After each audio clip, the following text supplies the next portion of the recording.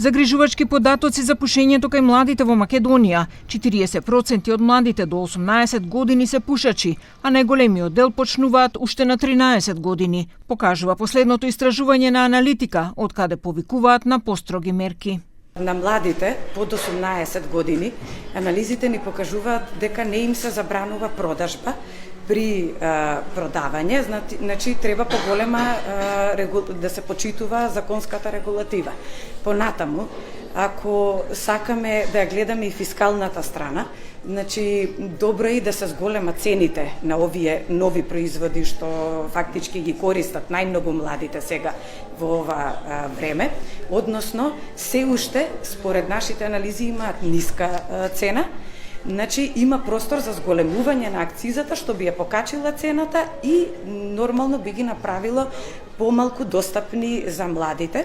Станува збор не само за класичниот тутун, туку и за новите методи, како што се електронските цигари, за кои исто така беше речено дека се штетни и треба да бидат отфатени со Законот за заштита од пушење.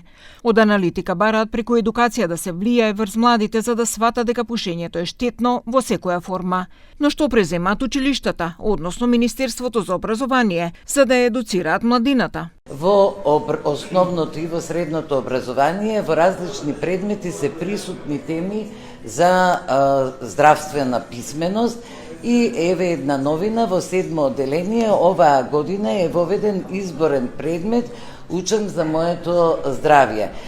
Друго што направи оваа влада е дека во новите законски решенија, во новите закони кои ги донесовме за основно и средно образование, ги задолживме училиштата да спроведуваат програми за против дискриминација, против насилие, против малолетничка деликвенција, но секако и против злоупотреба на овие супстанци, како што се тутунот, алкохолот и дрогата. Македонија се вбројува меѓу земјите со највисок процент на активни пушачи во светот.